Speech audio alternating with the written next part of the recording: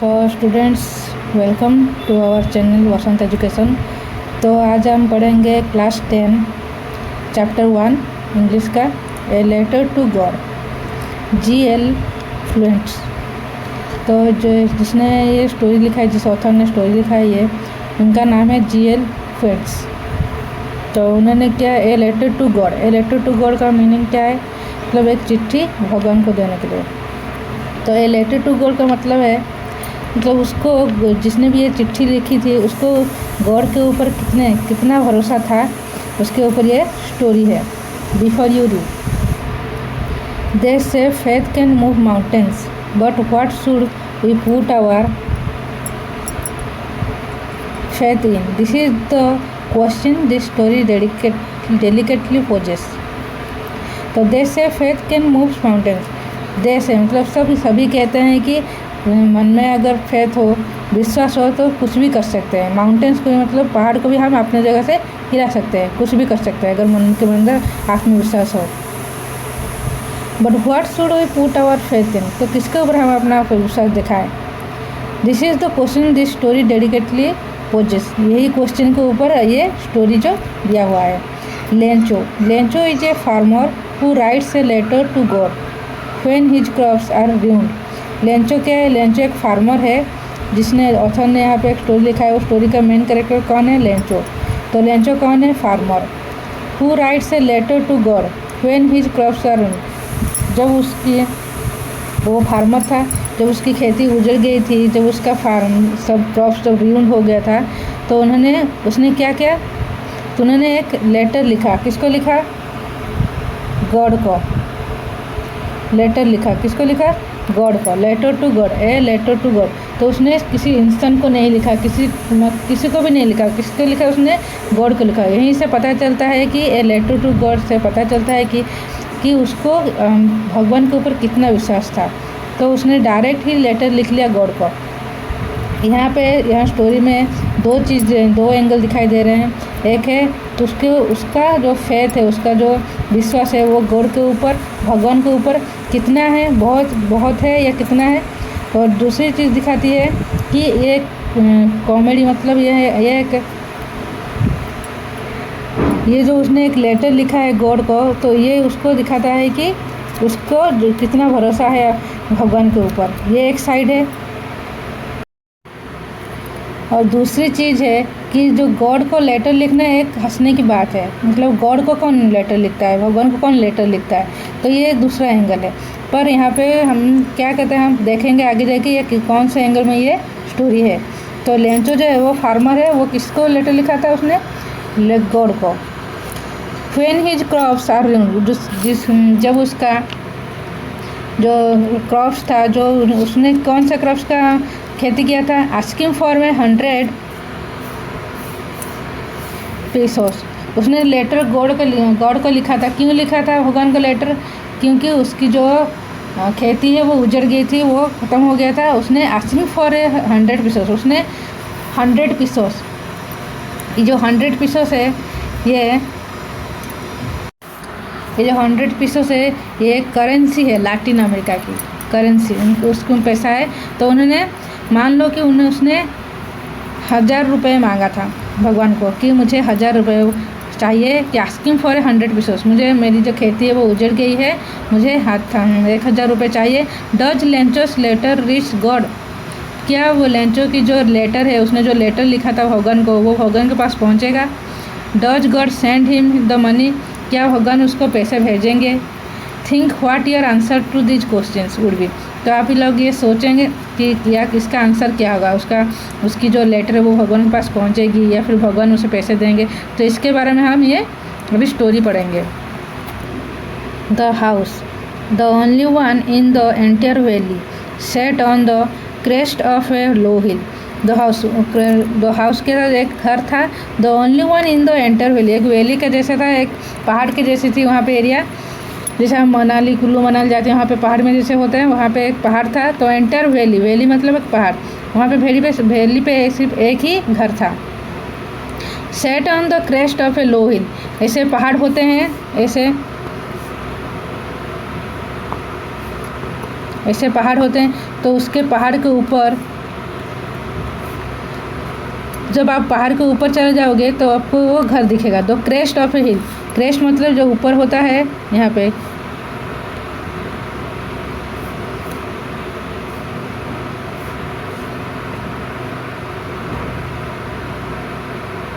ऐसे जब पहाड़ होता है तो set on the crest of a low hill, उसमें से जो छोटा सा हिल था उसमें एक यहाँ पे आप चले जाओगे, यहाँ पे खड़े हो जाओगे तो आपको वहाँ पे एक घर दिखेगा। Crest of a low hill, crest मतलब top of a hill, top of a hill, hill के पूरा ऊपर चले जाओगे ना तो आपको वहाँ पे एक घर दिखेगा ऐसे।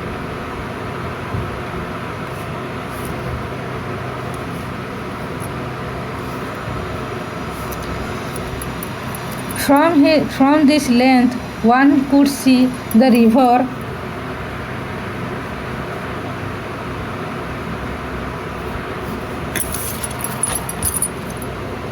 and the field of ripe corn dotted with the flowers that always promised a good harvest.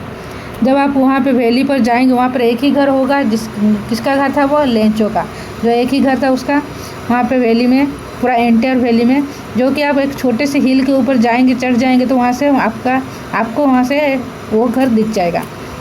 From this height one could see the river and the field of ripe corn dotted with the flowers. वहाँ से आपको क्या दिखेगा, from this height one could see the river, वहाँ से आपको दिखेगा एक रिवर जाती होगी, और the field of ripe corn, corn का मतलब जो भुट्टा होता है ना, मक्का भुट्टा, उसका उसने खेती की होगी। राइप कॉर्न जो पक के होंगे, ripe corn dotted with this though flowers that always promised a good harvest, जो छोटे जो वहाँ पे बहुत सारे फूल होंगे, जो फूल उनको प्रॉमिस करते जो हमेशा उनको एक अच्छी हार्वेस्ट देगी, एक अच्छी खेती करके देगी। तो लेंचो ने कौन सी खेती की हुई थी, कॉर्न की। The only thing the earth needed was a downpour of और एट लीस्ट शावर। तो डाउनपोर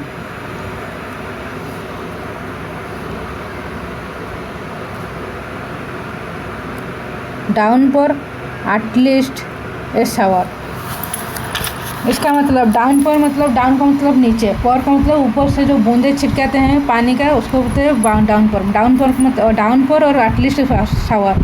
डाउनपोर उसने कहा है कि डाउनपोर का मतलब बारिश हो जाए।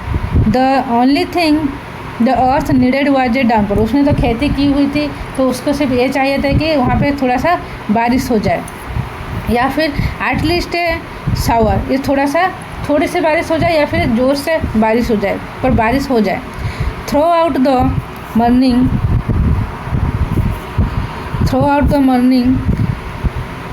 Lencho who knew his fields intimately had done nothing else but see the sky towards the north east. Throughout the morning, जब उसने सुबह उठ के देखा कि who knew his fields intimately मतलब जो लेंचो है वो अपने खेती को बहुत अच्छे से जानता है। क्लोजली, इंटीमेटली मतलब क्लोजली, बहुत पास से जानता है, क्योंकि एक फार्मर ही है जो अपने खेती को अच्छे से जानता है। तो who knew his fields intimately had done nothing else but see the sky towards the north। तब जब वो सुबह उठा तो अपने खेती को अच्छे से देख रहा था पास से, और वो कुछ नहीं कर रहा था, खड़ा होकर उधर sky towards the north east, उसने आकाश की तरफ देखा, नॉर्थ ईस्ट की तरफ। क्यों देखा, now we are really going to get some water women. तो वो खड़ा होकर उधर देख रहा था नॉर्थ ईस्ट की तरफ, कब बारिश हो, तो वहाँ पे वो यही खड़ा होकर देख रहा था रात में। Now we are really going to get some water women, तो जब रात में जब उसकी जो वाइफ है जो खाना बना रही थी, तो उन्होंने क्या कहा कि now we are really going to go some water, अभी हमें पूरा थोड़े से बारिश चाहिए, पानी चाहिए, नहीं तो हमारी जो खेती है वो ख़राब हो जाएगी, तो इसलिए हमको पानी चाहिए, थोड़ा सा बारिश होना बहुत ज़रूरी है। The women who was preparing supper replied yes God willing. The women मतलब उनकी जो वाइफ है who was preparing supper. सपर मतलब रात का खाना, डिनर को बोलते हैं सपर। तो जब वो उनकी जो वाइफ है जो रात का खाना बना रही थी, सपर बना रही थी, उन्होंने क्या कहा, yes God willing, yes God willing.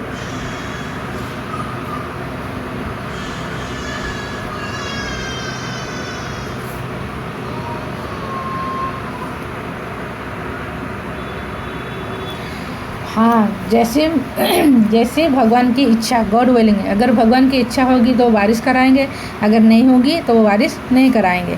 तो उन्होंने क्या कहा, जब लेंचो ने अपनी वाइफ को कहा कि हाँ अभी बहुत पानी की ज़रूरत है, अभी जैसे तैसे भी बारिश होना ज़रूरी है, तो उनकी जो वाइफ है उन्होंने क्या कहा कि हाँ येस गॉड विलिंग, अगर भगवान चाहेंगे तो बारिश होगा।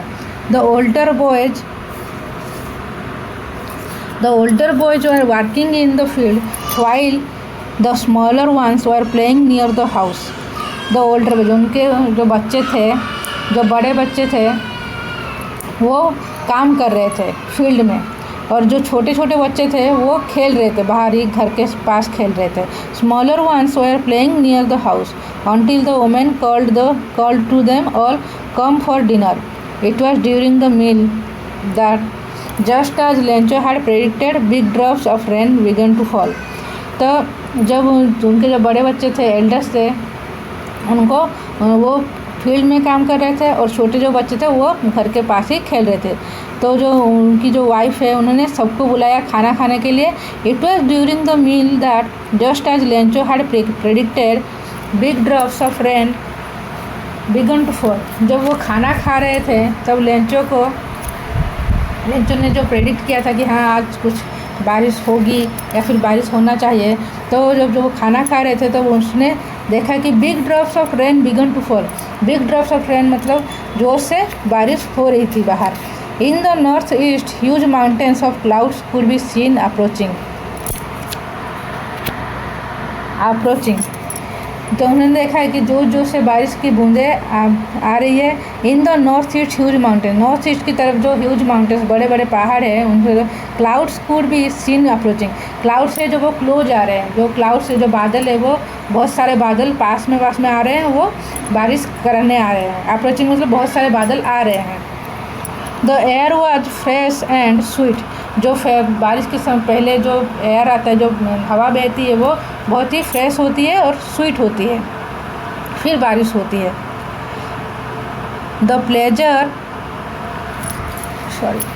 The man went out for no other reason than to have the pleasure of feeling the rain on his body, and when he returned he exclaimed, these are not raindrops falling from the sky, they are now coins. The big drops are 10-cent pieces and the little ones are 5s. जब बारिश हो रही थी तो man went out for no other reason. जब बारिश होती है तो सब बाहर जाके ऐसे ही घूमने लगते हैं। तो यहाँ पे जब बारिश हो रही थी तो जो मैन है, जो लेंचो है, वो कुछ भी कारण नहीं था उसका, उसने सिर्फ ऐसे ही बारिश को फील करने के लिए बाहर जा रहा था। With the pleasure of feeling the rain of his body, वो सिर्फ बारिश में भीगने जा रहा था। जब वो बारिश की बूंदें फील करने जा रहा था तब उसने क्या कहा, when he return he exclaimed, जब वो अंदर आया, घर के अंदर आया, उसने कहा कि these are not raindrops falling from the sky, ये जो रेनड्रॉप्स है ये रेनड्रॉप्स नहीं है जो आसमान से गिर रहे हैं, दे आर न्यू कॉइन्स, ये बहुत सारे कॉइन्स है, पैसे हैं। The big drops are 10-cent pieces, जो बिग ड्रॉप्स है, जो बड़े बड़े बूंदे हैं बारिश के, वो 10 सेंट्स है, मतलब वो 10 रुपये हैं। And the little ones are 5, जो छोटे छोटे ड्रॉप्स हैं वो 5 रुपये। तो जब वो बाहर आया उसने कहा कि जो बिग ड्रॉप्स है वो 10-cent पीसेस है एंड जो लिटिल वंस है वो 5 है।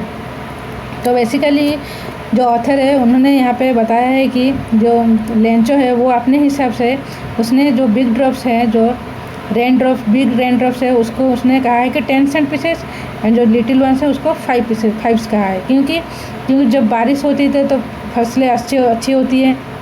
अगर फसल अच्छी होगी तो उसको मार्केट में लेकर वो बेचेंगे, तो बेचने से पैसा आएंगे, तो वो डायरेक्ट इसको उसकी जो फूल है, उनके जो फ्लावर्स है और राइप कॉर्न है, वो जो पूरा फील्ड है वो draft in cotton of rain, किससे ढका हुआ था? ड्राफ्ट मतलब ढकना, कवर हो जाना। जैसे हम एक क्लोथ से कवर कर देते हैं कुछ भी, वैसे कवर, ड्राफ्ट मतलब कवर होना। तो कवर किससे हुआ था? कॉटन ऑफ रेन, पूरे बारिश से वो जो फील्ड था वो पूरा कवर हो गया था। पर्दा, जैसे लग रहा था कि कोई एक पूरा बारिश का पर्दा उसको फ्लावर्स और राइप कॉर्न के ऊपर ढका हुआ है। But suddenly a strong wind began to blow and along with the rain a very large hailstone began to fall. hailstone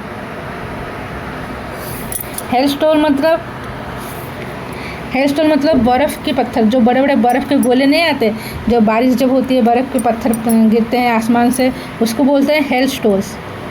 तो जब उसने देखा कि but suddenly a strong wind began to blow, but suddenly एक बहुत जोर से हवा आने लगी, स्ट्रॉन्ग विंड, बहुत जोर से हवा आने लगी, began to blow and along with the rain very large hailstones began to flow.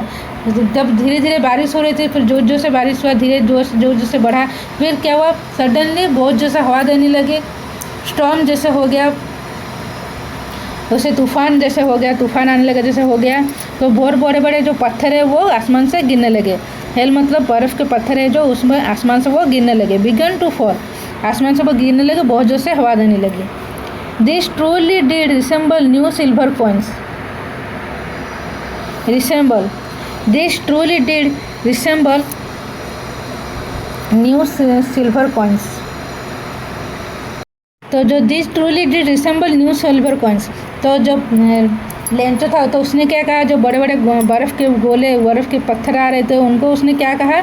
बड़े बड़े सिल्वर कॉइन्स कहा। उसने उसको सिल्वर कॉइन्स के साथ कंपेयर किया, रिसेंबल किया। रिसेंबल मतलब कंसिडर करना, उसको उन्होंने जो बर्फ़ के गोले थे उसको उसने न्यू सिल्वर कॉइन्स के साथ कंपेयर किया। The boys exposing themselves to the rain out to collect the frozen pearls. पहले जब बारिश होती थी ऐसे छोटे छोटे पत्थर गिरते थे तो सारे बच्चे क्या करते थे? बारिश में जाके वो पत्थर सब उठा के ले आते थे। वैसे ही the boys exposing themselves to the rain, जो छोटे छोटे बच्चे थे वो बारिश में भीग के जाके वो कलेक्ट कर रहे थे। फ्रोजन पल्स मतलब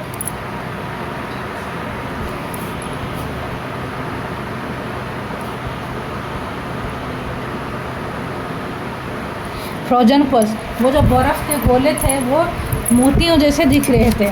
फ्रोजन पल्स मतलब बर्फ़ के मोती जैसे वो दिख रहे थे। उसको जाके वो जो छोटे छोटे बच्चे वो बारिश में भीग के भी जाके कलेक्ट कर रहे थे।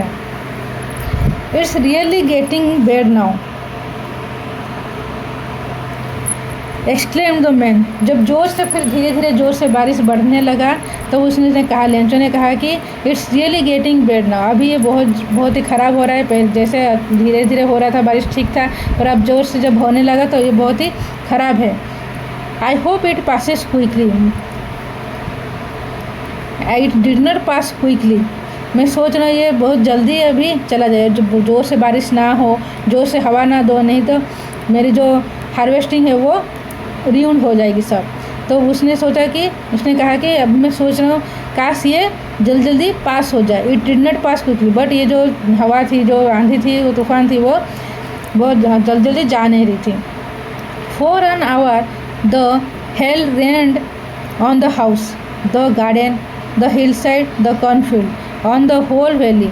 जो धीरे धीरे क्या हुआ, धीरे धीरे 1 घंटे के बाद the hail rained on the house, जो हेल रेन मतलब बहुत जोर से बारिश होने लगी, बहुत जोर से बारिश होने लगी, घर पे होने लगी, फिर गार्डन, उनकी जो गार्डन थी वहाँ पे भी होने लगी, हिल साइड में भी होने लगी, पहाड़ों में भी होने लगी। द कॉर्नफील्ड, जो कॉर्नफील्ड थी उसमें भी होने लगी। ऑन द होल वैली, धीरे धीरे पूरा चारों तरफ पूरे वैली में जोर जोर से बारिश होने लगी, जोर जोर से हवा देने लगी। The field was white as it covered with salt, जो फील्ड थी, the field was white as it covered with salt, as it covered with salt.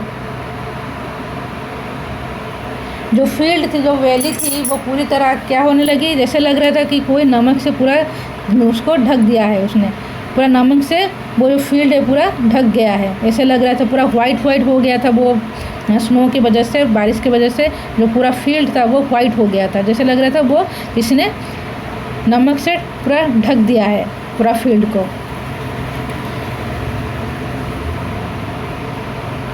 Not a leaf remained on the trees. The corn was totally destroyed. Not a leaf. जब बर्फ़ के गोले hailstone जो hailstone है बहुत जोर से गिर रहे थे, जब आसमान से बहुत जोर से गिरेंगे बर्फ़ के पत्थर, तो जो पेड़ है उसमें एक भी पत्ते नहीं रहेंगे, क्योंकि जो पत्ते हैं वो नरम होते हैं, जो बर्फ़ के पत्थर है वो भारी होते हैं, हैवी होते हैं। तो जब वो पत्थर पे गिरेंगे, लीफ में गिरेंगे, तो वो लीफ क्या होगा, टूट जाएगा। तो इसलिए वो not a leaf remain on the trees, जो ट्रीज में जो पत्ते थे वो हेलस्टोन के वजह से वो कुछ भी नहीं है। The corn was totally destroyed, जो कॉर्न थे, वो कॉर्न के फील्ड थे, जो कॉर्न थे वो टोटली डिस्ट्रॉय हुए। इतने जोर से बारिश हुआ, इतने जोर से हेलस्टोन आए, गिरे आसमान से, कि वो जो कॉर्न फील्ड था वो भी रियून हो गया, टोटली डिस्ट्रॉय हो गया। The flowers were gone from the plants, जो फ्लावर्स थे वो जो अच्छे दिख रहे थे, फ्लावर्स वो जो बर्फ़ के चादर में बारिश में वो तो अच्छे दिख रहे थे, वो सब डिस्ट्रॉय हो गए। जो flowers were gone from the plant, जो प्लांट्स में जो फ्लावर्स थे वो भी नष्ट हो गए, डिस्ट्रॉय हो गए। Lencho's soul was filled with sadness, Lencho's soul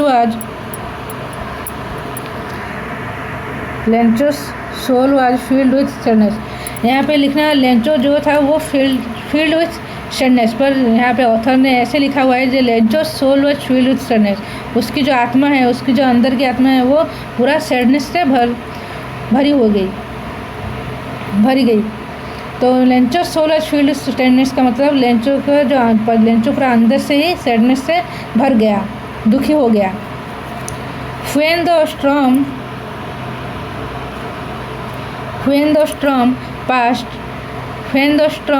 had passed, he stood in the middle of the field and said to his sons, a plague of locusts would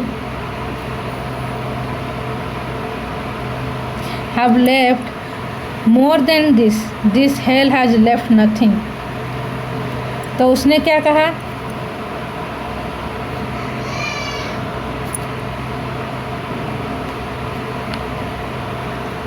लक्टस,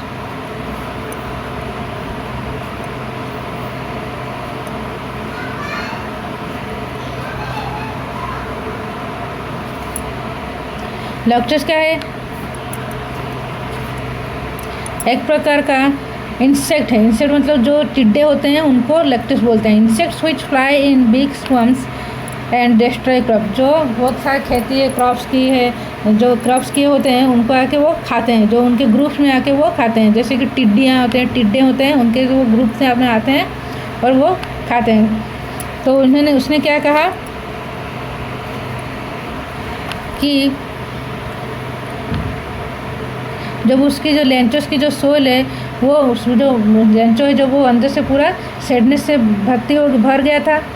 तो when the storm had passed, he stood in the middle of the field. जब storm ख़त्म हो गया, जब थम गया, जब बहुत बारिश हो रही थी वो ख़त्म हो गया, बारिश हवा दे रही थी वो सब थम गया, तब वो जाके उसकी जो फील्ड है उसमें बीच में जाके खड़े होकर उसने क्या कहा अपने बेटों को, a plague of locusts would have left more than this. उसने कहा जो इंसेक्ट्स के जो टिड्डे होते हैं वो भी इतने नहीं खाते, वो भी खा के कुछ भी हमारे लिए रखते, पर the hell has left nothing, जो अभी जो बारिश हुई, हेल स्टोन गिरे आसमान से, उसने तो कुछ भी नहीं रखा है। जो मेरे फील्ड है वहाँ पे कुछ भी नहीं रखा खाने के लिए, पर जो टिड्डियाँ होती हैं तो वो तो कुछ भी खाती हैं और कुछ भी रख के जाती है। उससे भी बदतर हो गई है हमारे जो ये फील्ड में, जो हेल जो उससे भी बदतर है, उसने कुछ नहीं रखा हुआ है।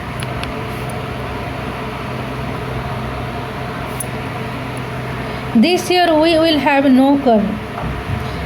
अब इतनी जोर से हेल स्टोन गिर रही थी, इतनी जोर से स्टॉर्म आ रहा था, इतनी जोर से बारिश हो रही थी, इतनी जोर से हवा दे रहा था कि उसकी वजह से उसकी जो फील्ड है, कॉर्न फील्ड है, वो पूरी तरह से बर्बाद हो गया था। तो उसने कहा कि जो टिड्डे होते हैं वो तो ग्रुप में आते हैं, कुछ तो क्रॉप आते हैं, उसमें क्रॉप फील्ड में आते हैं, कुछ तो खा के कुछ तो रखते हैं, पर यहाँ पर जो हेलस्टोन है उसने तो कुछ भी नहीं रखा, सब बर्बाद कर दिया। This year we will have no corn, इस साल हमको कुछ भी कॉर्न नहीं मिलेगा। That night was a sorrowful one, वो रात जो थी वो थी दुख से भरा हुआ था। All our work for nothing, there is no one who can help us, we will go hungry this year. तो उसने क्या कहा, लेंचो ने क्या कहा कि अभी जो हमारे जो पूरा काम था वो कुछ भी नहीं हुआ, कुछ भी नहीं है, वो सब बर्बाद हो गया। एक जो फार्मर होता है वो सिर्फ ऐसा नहीं कि वो उसने खोदा फिर सीड बोए कि उसने बस वहीं पे ही काम ख़त्म हो गया, पानी दे दिया बस ख़त्म है, नहीं। वो पूरी साल अपनी हार्वेस्ट करते हैं, अपनी खेती को जगते हैं, कहाँ पे क्या हुआ कुछ भी देखते हैं, फिर पूरी साल वो मेहनत करते हैं। तो वो बोल रहा है कि all our work for nothing, हमने जो पूरा काम किया है, सारा पूरा एक साल पूरा काम किया है, पूरा साल भर काम किया है, वो कुछ भी नहीं हुआ, कुछ भी काम का नहीं हुआ, क्योंकि एक ही टाइम में वो जो हेलस्टोन है, वो जो स्टॉर्म है, वो आके सब बर्बाद कर दिया उसने। तो all our work for nothing, हमारा जो काम है वो कुछ भी काम का नहीं है।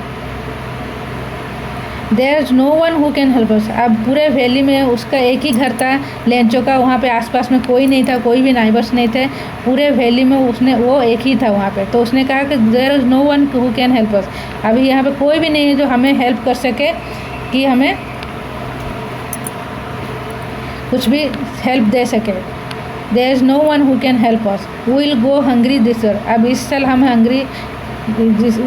इस साल हम पूरे भूखे ही रहेंगे, अब यहाँ पे कोई भी नहीं है हमको हेल्प करने के लिए। क्योंकि उसने कहा कि हमने जो पूरी मेहनत की है, all our work for nothing, हमने जो पूरी मेहनत की है, पूरा काम किया है, वो किसी भी काम का नहीं है, पूरा बर्बाद हो गया है। All our work for nothing.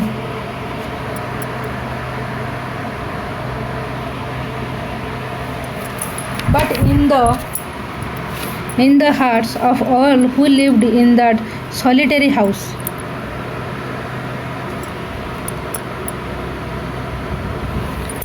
in the middle of the valley, there was a single hope for help from the God. तो सॉलिटरी का मतलब है एलोन हाउस, पूरे वैली में एक ही घर था उसका, तो पूरे वैली में एक ही घर होने की वजह से उसके पास में कोई भी नहीं था, तो उसने कहा कि हमारे पास यहाँ पे कोई भी नहीं है जो हमें हेल्प कर सके। But in the hearts of all who lived in that solitary, जितने भी थे वहाँ पे, all in the hearts of all who lived in the solitary, but वहाँ पे जितने भी लोग थे, जो लेंचो था उनका जो उसकी जो फैमिली है वहाँ पे, in the hearts of all who lived, जितने भी लोग वहाँ पे थे, वह that solitary house in the middle of the valley, वहाँ पे वो वैली में अकेले ही थे, लेंचो और उनकी फैमिली अकेले ही वहाँ पे रहती थी। There was a single hope help from God, वहाँ पे कोई उनको हेल्प करने के लिए नहीं था, वो यहाँ पे एक ही था, कौन था वो, गॉड, भगवान, जो उनको हेल्प कर सकता है। Don't be so upset, even though this seems like a total loss. Remember, no one dies of hunger. Don't be upset, even though this seems like a total loss. Don't be upset. किसने कहा, Lencho ने अपने family को कहा कि don't be upset, upset मत हो, दुखी मत हो। Even though this seems like a total loss, यही दिख रहा है कि हमारा पूरा लॉस हो गया, हमारी जो खेती थी वो पूरा बर्बाद हो गया, डिस्ट्रॉय हो गया है स्टॉर्म की वजह से। But remember, no one dies of hunger. No one dies of hunger. तो उसने कहा ये भी याद रखो कि कोई भी भूख से नहीं मरता है, क्योंकि जिसके पास कोई नहीं होता है उसके पास भगवान होते हैं। तो उसने कहा कि जो हमारा पूरा खेती बर्बाद हो गया है, पर कोई दुखी मत हो, क्योंकि ये भी याद रखो कि no one dies of hunger, कोई भी भूख से नहीं मरता, क्योंकि जो भगवान जब होते हैं तो कोई भी भूख से नहीं मरता। All through the night, Lencho thought only of his one hope, the help of God, whose eyes, as he had been instructed, see everything, even what is deep in one's conscience. तो पूरी सारी रात जो थी वो एक ही बात सोच रहा था लेंचो। क्या सोच रहा था कि एक ही होप है हमारे पास, एक ही होप है, वो है God, the help of God, जो अभी हमको सिर्फ भगवान ही हेल्प कर सकते हैं। whose eyes he had been instructed, जो पूरे सबको देख रहा है, ऐसे नहीं कि हाँ ऐसे देख रहा है वैसे नहीं देख रहा है, भगवान जो है वो सबको देख रहे हैं, कहाँ पे क्या हुआ वो सबको देख रहे हैं। See everything, even what is deep in one's conscience, वो ये भी देख रहे हैं जो हम मन में सोच रहे हैं, वो भी भगवान जो भगवान है वो सब देख रहे हैं, वो ये भी देख रहे हैं even what is deep in one's conscience. Conscience का मतलब जो हमारे मन में है, जो हमारे अंदर है, हमारे अंदर क्या सही है क्या गलत है, वो भी भगवान देख रहे हैं। Lencho was an ox of a man working like an animal in the fields but still he knew how to write. जैसे हमारे ऑक्स मतलब जो होते हैं, तो Lencho was an ox of a man working like an animal in the fields but still he knew how to write. Lencho was an ox of a man. तो हम जो बैल जो खेती करते हैं, तो खेती में क्या करते हैं, बैल जैसे खेती में करता है, वैसे ही वो लेंचो क्या था, वो बैल की तरह काम करता था like an animal in the fields में वो बैल की तरह काम करता था, फिर भी but still he knew how to read. जो बैल है वो तो पढ़ना लिखना नहीं जानता, तो लेंचो जो है वो बैल की तरह दिन रात काम कर रहा था अपनी फैमिली के लिए, वो फील्ड्स में काम कर रहा था, फिर भी उसको लिखना आता था, पढ़ना आता था, वो लिटरेट था। The following Sunday and daybreak he began to write a letter which he himself would carry to town and place in the mail. The following Sunday मतलब अगले संडे, जब अगले संडे आया तो ए डे ब्रेक, जो बहुत काम करते हैं, जो काम के बीच में एक ब्रेक लेते हैं, उसको डे ब्रेक कहते हैं।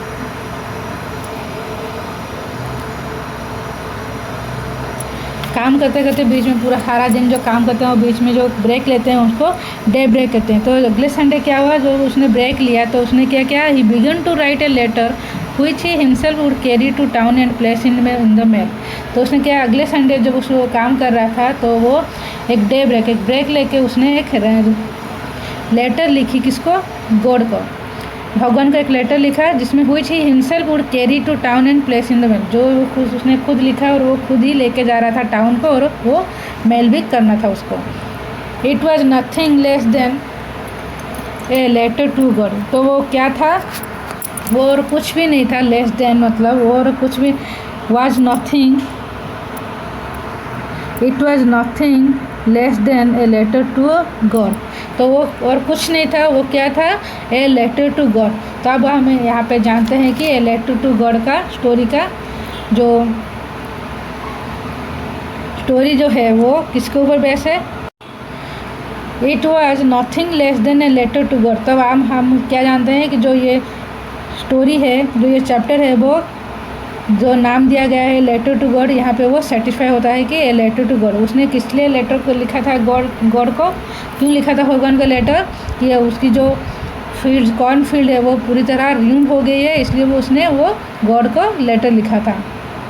किसने लिखा था, लेंचो ने। तो it was nothing less than a letter to God. तो वो और कुछ नहीं था, वो एक लेटर था जो उसने गॉड को लिखा था, इसलिए ये स्टोरी का नाम है, चैप्टर का क्या नाम है, a letter to God.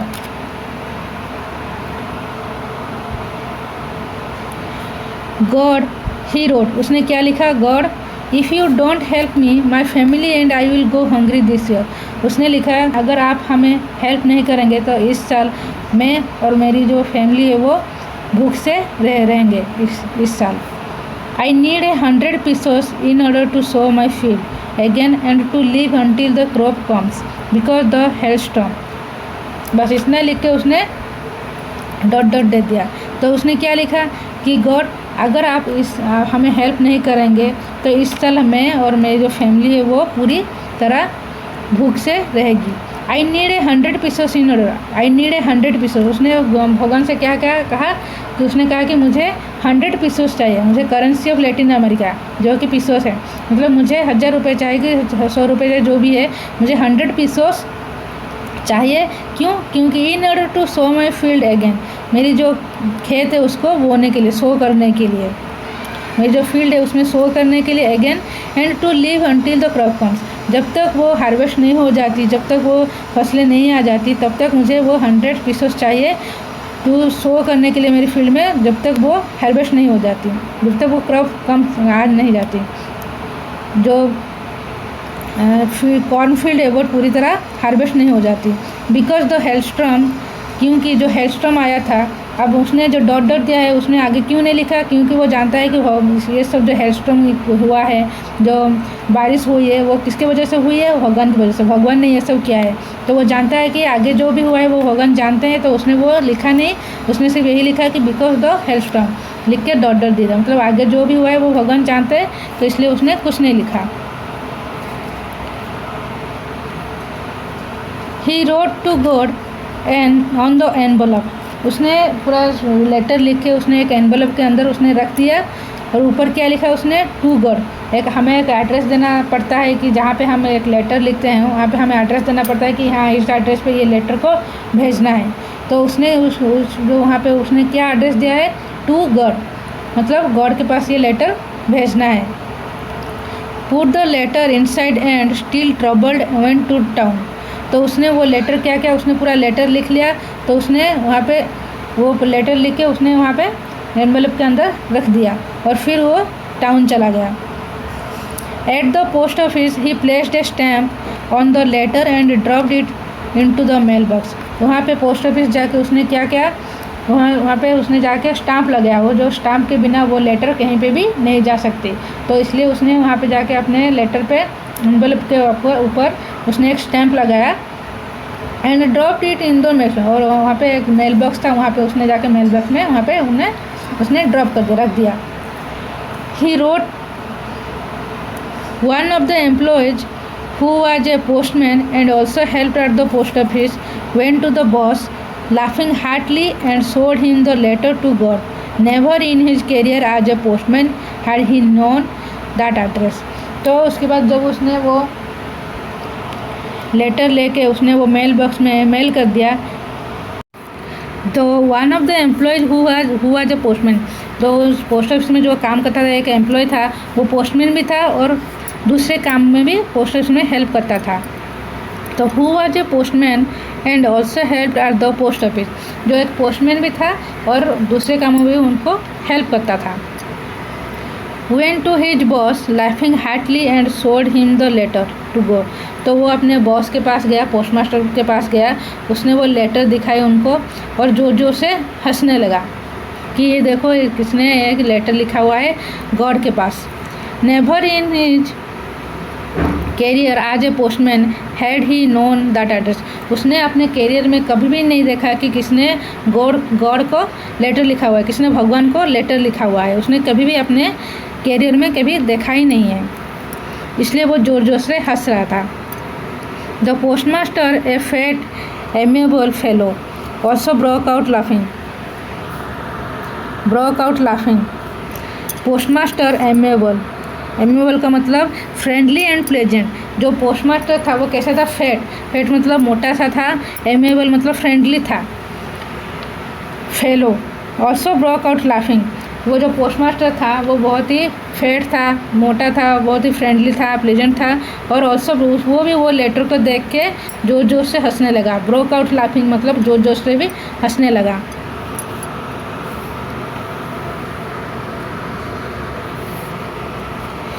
But almost immediately he turned serious and tapping the letter on his desk.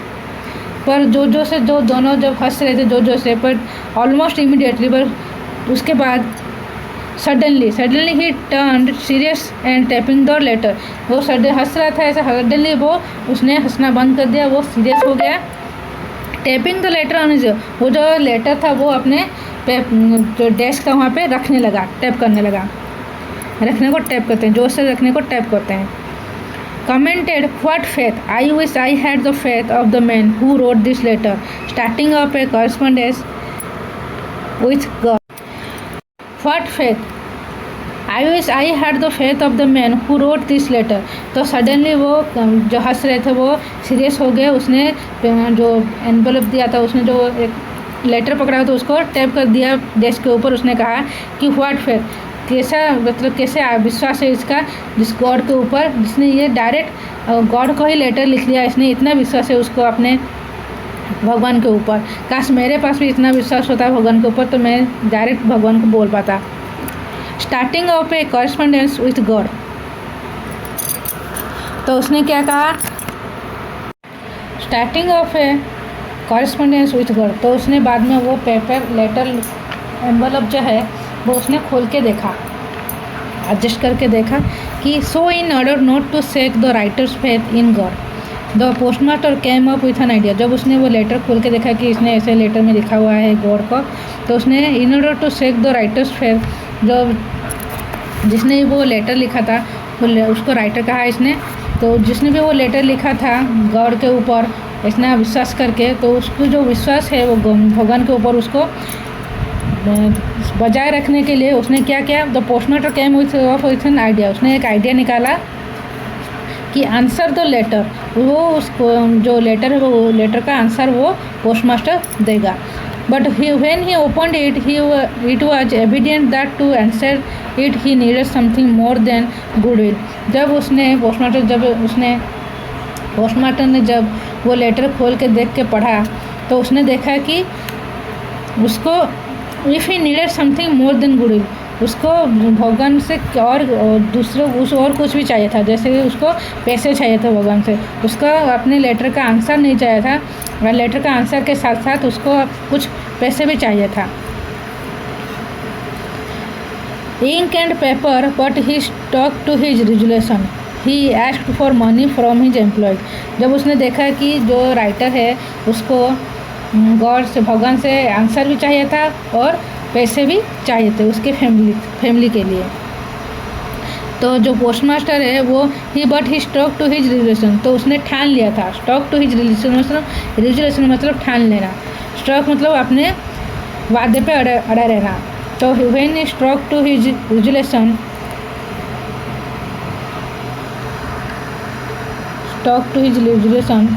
he asked for money from his employer, gave a part of salary, and several friends of his were obliged to give something for an act of charity.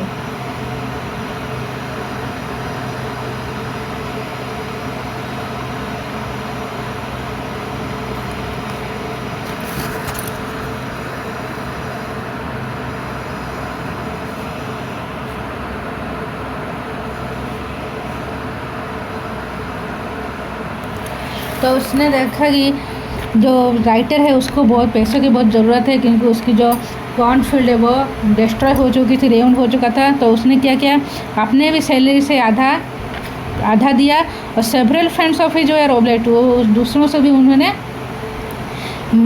कहा कि कुछ contribute करे पैसों की।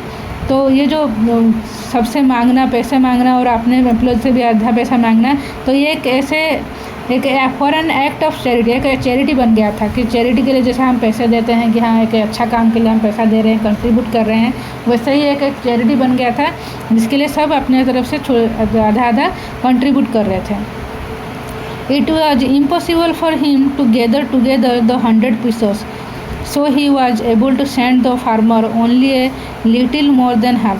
तो ये जिस सबने अपने तरफ से कंट्रीब्यूट किया, तो it was impossible for him to gather together, तो सबने किया था अपने तरफ से, तो इतना मिलके भी सारे पैसे मिलके भी 100 pieces नहीं हो पा रहे थे। So he was able to send the farmer only a little more than half. अब 100 pieces, 100 का हाफ कितना होता है 50, तो 50 से थोड़ा सा ज़्यादा, मतलब जितने 100 pieces थे वहाँ उससे ज़्यादा और आधे से थोड़ा ज़्यादा उसने गैदर किए होते, उनको उसके पास थे। तो उसने वो जितने भी कंट्रीब्यूट किए थे उसके पास आधे से ज़्यादा थे, तो उसने क्या किया, उसने वैसे उतना ही उसको फार्मर को उसने दे दिया। He put the money in an envelope addressed to Lencho and with it a letter containing only a single word as a signature, God। तो उसने क्या किया, जितने भी पैसे आए थे उसने उतने पैसे उसने ही पैसे उस एनवलप में डाल दिए। He put the money in an envelope addressed to Lencho, तो उसने ही पैसे एनवलप में डाल दिए। तो उसने उतने ही पैसे, जो पोस्टमास्टर है उतने ही पैसे उसने एनवलप पे डाल दिए, लेंचो के लिए रख दिया। और with it a letter containing only a single word as a signature, God. तो उसने वो लेटर के ऊपर, एनवलप के ऊपर उसने क्या लिखा, गॉड। जैसे उसने सिग्नेचर कर दिए। जैसे कि उसको पता ही ना चले कि किसने ये पैसे भेजे। इसलिए उसने, जो राइटर है वो, उसने गॉड को लेटर लिखा था, तो उसने भी, पोस्टमास्टर ने भी गॉड का ही सिग्नेचर कर दिया। The following Sunday Lencho came a bit earlier than usual to ask if there was a letter for him. तो अगले संडे, मतलब उसने एक संडे, जिस संडे उसने लेटर लिखा था, तो उसके एक हफ्ते के बाद संडे में उसने फिर से वो टाइम के पहले से वो आ गया था। मतलब लेंचो जो, उसने एक हफ्ते का टाइम दिया। ऐसा नहीं कि मैंने आज लेटर भेजा कि फिर अगले दिन वो आ जाएगा, नहीं, उसने एक हफ्ते का टाइम दिया था, क्योंकि उसको भगवान के ऊपर बहुत ही कॉन्फिडेंट था, भरोसा था उसको।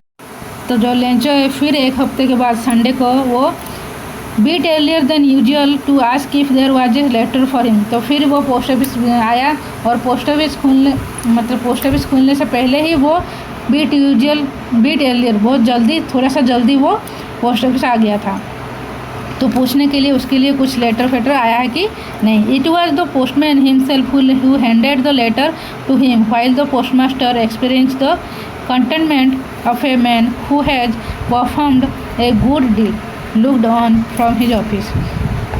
जब वो पूछने गए, लेंचो जब पूछने गया कि उसके लिए कुछ लेटर आया है कि नहीं, तो पोस्टमैन ने क्या उसने उसके हाथों में ही वो लेटर दे दिया। जो देते वक्त जो पोस्टमास्टर थे वो अंदर से देख रहे थे कि उसने कंटेनमेंट, एक्सपीरियंसिंग द कंटेनमेंट, उनके मन के अंदर जो सेटिस्फेक्शन था कि जो उसने एक अच्छा काम किया, of a man who has performed a good deed, जिसने बहुत अच्छा काम किया, वो सेटिस्फेक्शन के साथ वो लुक फ्रॉम हिज ऑफिस, उन्होंने वो ऑफिस के अंदर से वो देख रहे थे कि पोस्टमैन जो है उसको वो लेटर दे रहा है, लेंचो को लेटर दे रहा है। वो देख के वो अपने अंदर का सेटिस्फेक्शन हो रहे थे कि उन्होंने एक अच्छा काम किया है। कंटेनमेंट मतलब सेटिस्फेक्शन, कि उनको एक सेटिस्फेक्शन हो रही थी कि वो उन्होंने एक अच्छा काम किया है। Lencho showed not the slightest surprise on seeing the money. Such was his confidence, but he became angry when he counted the money. Lencho के अंदर ऐसा कुछ भी वो सरप्राइज नहीं था जब उसने वो पैसे देखे।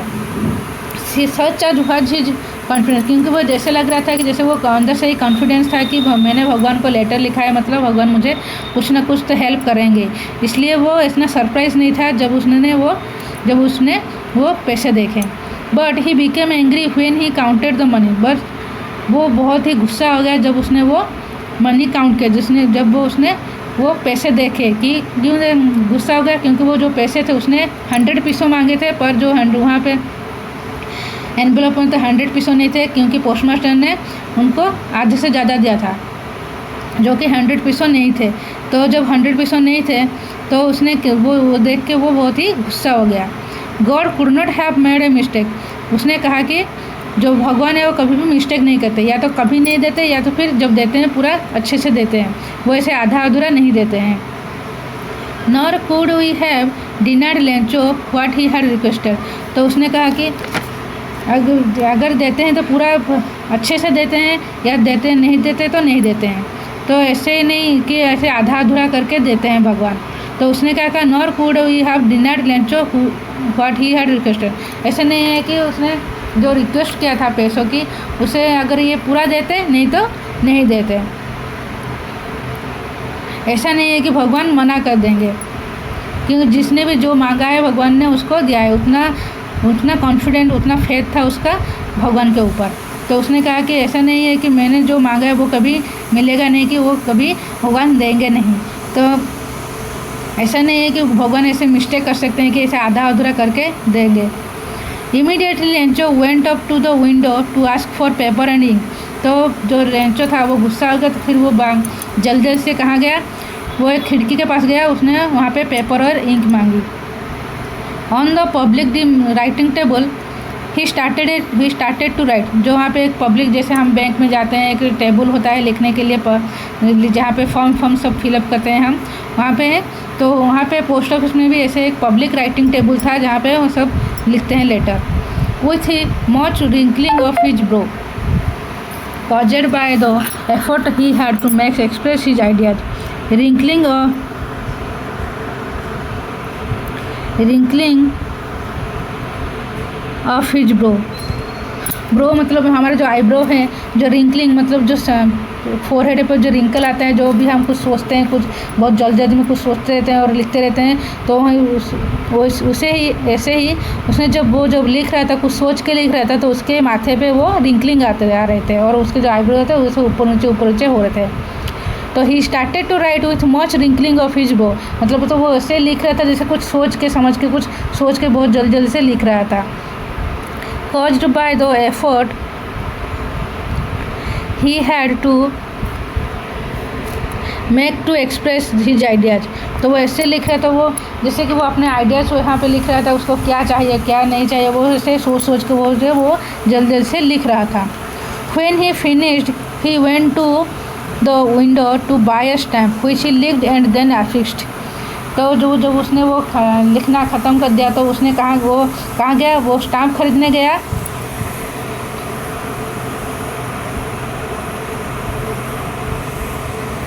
वो स्टाम्प खरीदने गया और उसने उसको लिख किया और then affix to the envelope with a blow of his fist. और जो वो लेटर उसने लिख दिया, फिर उसने वो लेटर को स्टाम्प लगाने के लिए वो खरीदने गया। स्टाम्प खरीद के उसने वो उसको लिख किया और अफिक्स मतलब फिक्स करना, उसको उसने फिक्स किया to the envelope with a blow of his fist. Fist मतलब मुट्ठी पे हमें ऐसे मुट्ठी पे फिस्ट मतलब मुट्ठी, ब्लो ऑफ हिज फिस्ट मतलब उसने वो एनवलप को वो स्टाम्प को लिख किया और लगाने के बाद ऐसे ज़ोर से मारते हैं ना मुट्ठी में, जैसे वो पूरा लग जाए एनवलप में और बाहर निकले नहीं, ऐसे ही उसने उसको एनवलप में लगाया और ज़ोर से मुट्ठी से मारा उसको एनवलप से। The moment the letter fell into the mail box the postmaster went to open it. जब वो जो लेंचो है वो जैसे ही उसने वो लेटर को मेल बॉक्स में डाला, उसने में ही पोस्टमास्टर जब वो देखने के लिए आ गए कि उसने लेटर में क्या लिखा। इट सेड, उसमें क्या लिखा था, it said God of the money that I asked for only 70 pieces reached me. तो उसने लिखा कि भगवान जितने पैसे मैंने मांगे थे उसमें से सिर्फ 70 पीसेस आए हैं, send me the rest since I need it very much. जो बाकी के जो पैसे हैं वो भी आप भेज दीजिए क्योंकि मुझे बहुत ही अर्जेंटली चाहिए, मुझे बहुत ही ज़रूरत है उन पैसों की, तो आप मुझे वो जो बाकी पैसे हैं वो भी मुझे भेज दीजिए। But don't send it to me through the mail because the post office employees are a bunch of crooks. तो उन्होंने कहा, तो उसमें क्या लिखा था कि भगवान आपने जो पैसे भेजे हैं वो उसमें 70 पीसेस आए हैं और बाकी नहीं है, जो बाकी है वो आप मुझे भेज दीजिए, बट आप मुझे वो पैसे मेल में मत भेजिए। Don't send me through the mail, उसमें वो जो पैसे हैं आप मुझे वो मेल में मत भेजिए। Because the post office employees are a bunch of crooks, क्योंकि जो पोस्ट ऑफिस के जो एम्प्लॉयज हैं वो बंच ऑफ क्रूक्स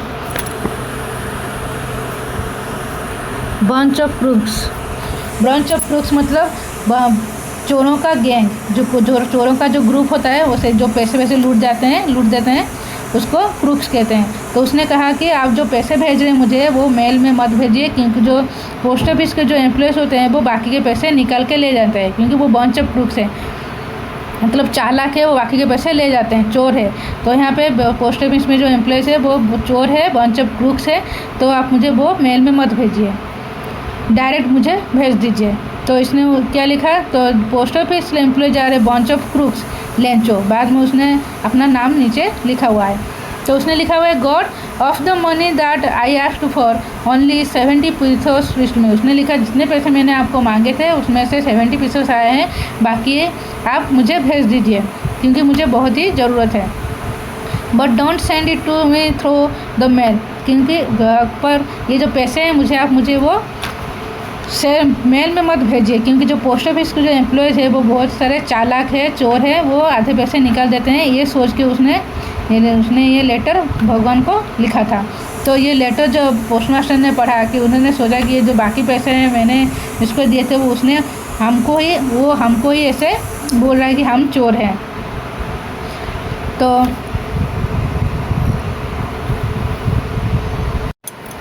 तो यहाँ तक ही था ये स्टोरी, ये जो चैप्टर है।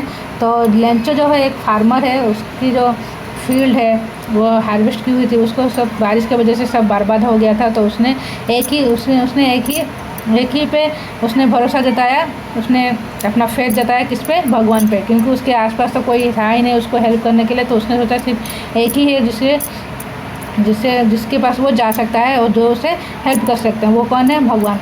तो उसने क्या सोचा कि मैं भगवान को एक लेटर भेजूँगा जिससे ही भगवान मुझे पैसे भेजेंगे और मेरे जो ये डिस्ट्रॉय हो गया है वो सब मैं फिर से हार्वेस्ट करूँगा, फिर से सीड सो करूँगा और फिर से मैं अपना कॉर्न फील्ड खड़ा करूँगा।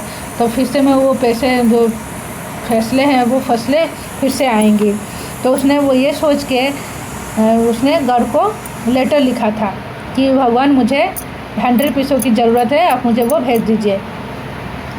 तब जब वो लेटर खोल के देख रहा था तो उसमें सिर्फ 70 पैसे थे, तो बाकी के नहीं थे। तो उसने फिर से लेटर लिखा भगवान को कि मैंने जो आपको बोला था कि मुझे 100 पैसों चाहिए, कि आपने मुझे आधा भेजा है तो आधा जो है बाकी मुझे फिर से भेज दीजिए, मुझे बहुत ज़रूरत है। पर आप मुझे वो पैसे मेल में मत भेजिए, आप मुझे वो डायरेक्ट भेज दीजिए, क्योंकि जो एम्प्लॉयज़ है पोस्ट ऑफिस के जो एम्प्लॉयज़ है वो बाकी के पैसे ले जाते हैं, चोर हैं, चालाक हैं जो वो बाकी पैसे रख देते हैं। तो यही उसने सोचा कि जो भगवान जो पैसे भेजते हैं वो बाकी के पैसे एम्प्लॉयज़ रख देते हैं, इसलिए यही सोच के उसने वो लेटर फिर से लिखा था।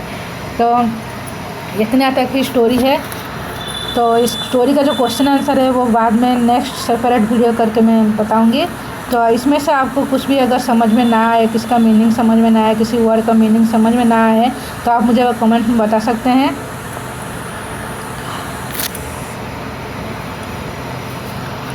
तो कुछ भी अगर आपको समझ में ना आए तो मुझे आप वो कमेंट्स में बता सकते हैं कौन सा वर्ड आपको समझ में नहीं आया, मीनिंग समझ में नहीं आया।